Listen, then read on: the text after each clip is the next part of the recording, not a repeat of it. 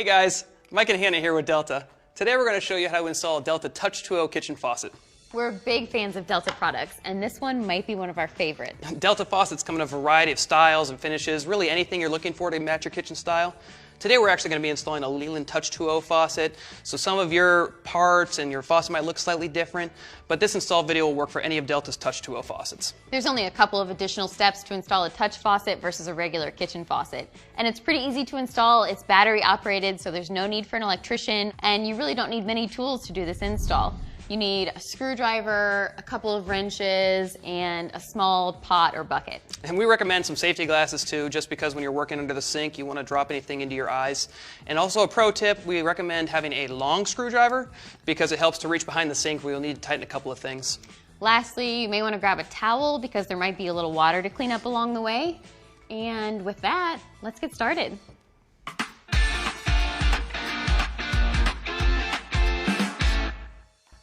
The first step is mounting your faucet to your sink or countertop. First, we'll want to identify the mounting hardware included with your faucet. If you have a 3-hole sink configuration, mount the escutcheon to the top of the sink first. Depending on your escutcheon, it may need to face a certain way. If so, it will be marked on the base plate. Our install is for a single-hole sink, so we're not going to need the escutcheon for this installation. Okay, it's time to put in our faucet. So now you're going to feed your supply lines, wire, and spout shank through the mounting hole on your sink or countertop.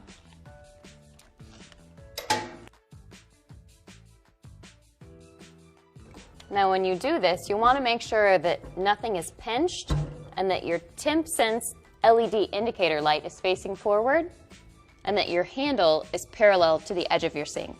If you are alone, you can move the spout to counterbalance, and that should help you.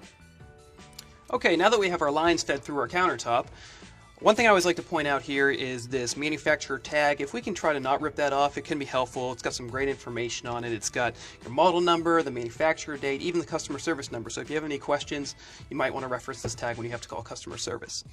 Next, we're going to secure our faucet to our sink or countertop. To do so, we're going to use our mounting bracket and our mounting nut. And we're going to feed our sprayer hose through the center of our mounting bracket. And one thing we want to make sure is that the metal portion of the mounting bracket is facing up, followed by our mounting nut. We're going to push both of these all the way up the sprayer hose to the bottom of the shank and then begin threading the nut onto the shank itself.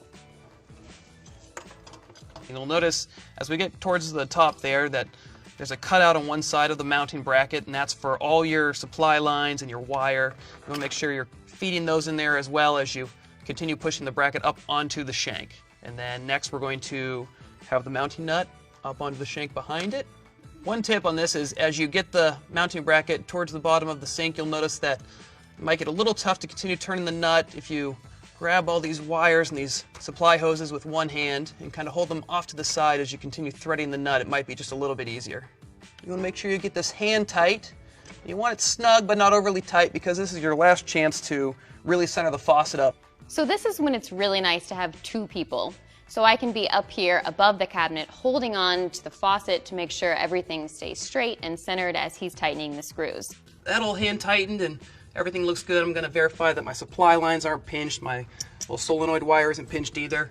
And then that looking good, I'm going to go ahead and grab my screwdriver. And this is where having a long screwdriver comes in handy. I'm going to tighten up each of my set screws. Get that nice and snug. And again, I don't want to over tighten this. I just want it snug enough that the faucet's not going to move around. One thing I always like to do is go back to my first screw and just give it another quarter or half turn just in case it loosened up at all when I was tightening the other screw. And there we go. I think we should be set.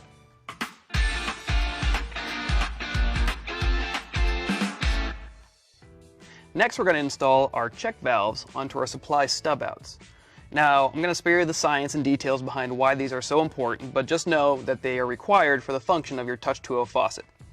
To do so, we're going to begin by taking this little insert and seating it right down at the top of your supply, and then threading on the check valve over the top of it. You want to make sure nothing's pinched, and just hand thread it down onto that supply.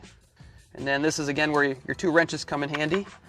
Using one wrench to support my supply stub out because I don't want to do any damage to that, and then using my second wrench to tighten my check valve. And again, we're going to tighten it one 360-degree rotation you may have a marking on one of the facets of the tightening nut, so you can use that as a reference if you need to. I don't want to over tighten it, just nice and snug. Now we have one down, and we're going to move to the other side.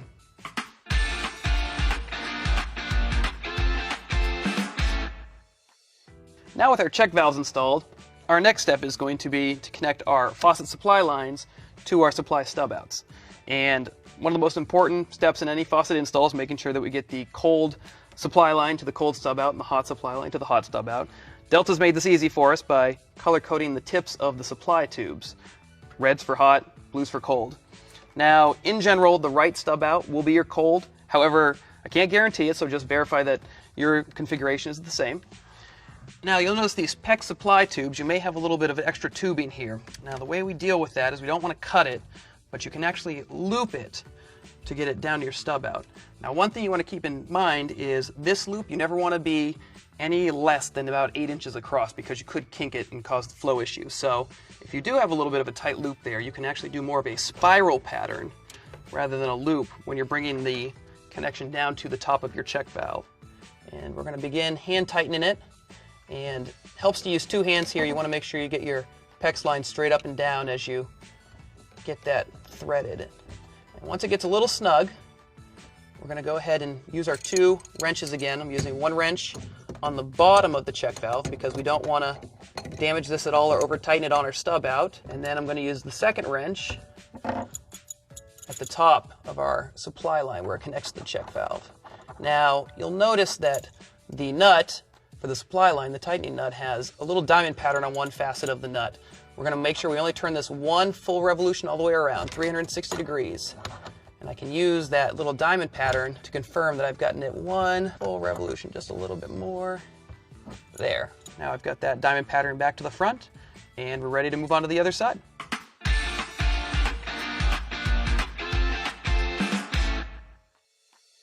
With our supply lines connected, next important step we want to do is to flush our lines, and this is because of any new construction or even a remodel. You may have some debris that may have fallen into the line somewhere along the ways. We definitely don't want that running up into the faucet since it could affect performance. So our first step is going to be to make sure that our faucet handle on the top of the sink is in the off position. Once we've confirmed that, we're going to turn our supply lines on slowly on each side, hot and cold, and then we're going to hold our outlet nozzle pointed at a bucket that we've placed underneath our cabinet because that's where the water is going to run down. Once we have that all in place, we're going to ask our helper, or yourself if you have to get up there, to move the faucet handle to the full mix position and then run it for about 30 seconds. And that should be enough time to make sure everything's run out of those lines. So with that said, let's go ahead and get to it.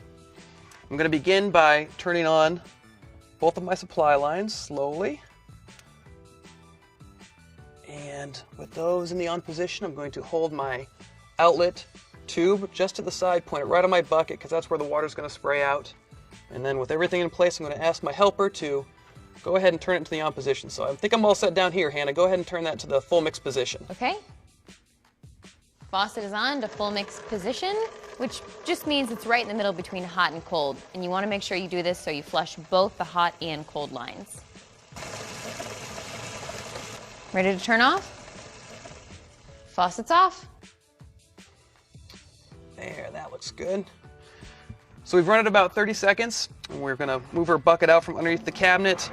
And I've got a towel here. I'm going to wipe up any other splash or any drips that I have left, just make sure everything's nice and dry, and we're ready to move on with install.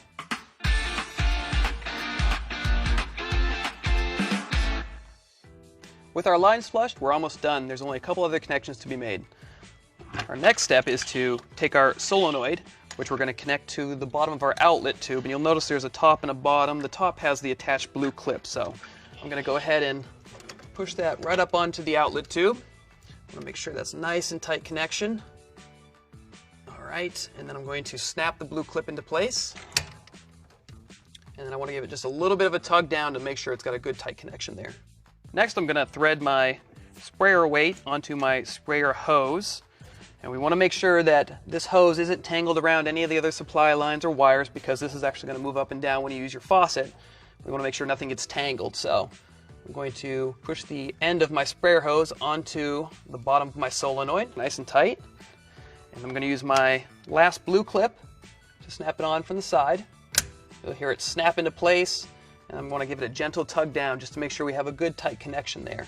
Now these clips are very important because if you don't use that clip, the sprayer hose could come disconnected, and then you'll have a bunch of water spraying around inside of your cabinet. Nobody wants that. So, okay, we're almost there. Only a couple more connections. Make sure you follow along in your instructions, and we're going to do the batteries last. Now the next step is to use your sensor clip, and we're going to connect this to the shank.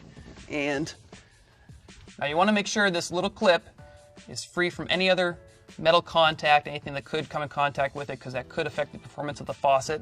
And that the wire is free and clear off to the side, not wrapped around anything else. Next, we're going to connect our LED wire into the side of the solenoid, making sure that's nice and tight, and also again making sure our wire is looped away from everything else, not wrapped up or tangled in any way. And finally, we're going to be ready to connect our batteries.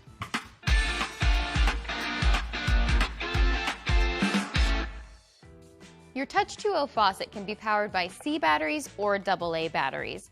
If you'd like to use C batteries, you'll take this insert out and load them into the battery pack.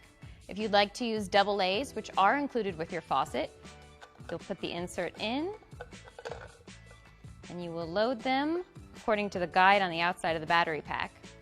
Now make sure you install these correctly, because just one of these upside down will show a low battery situation where the red indicator light will flash.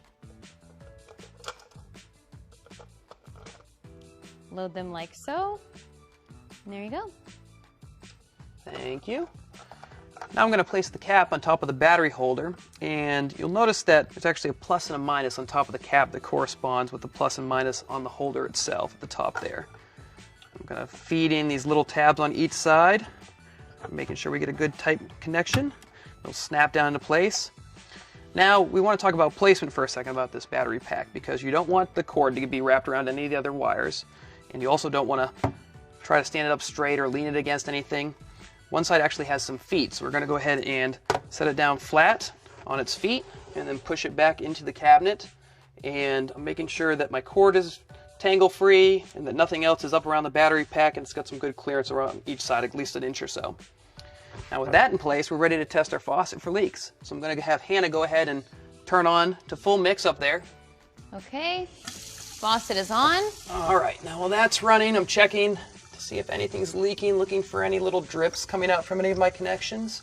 Now while he's checking for leaks underneath the sink, I'm going to check for leaks right where the sprayer hose connects to the sprayer wand. Looks good up here. Everything looks good down here. So I think we're ready to clean up and move on.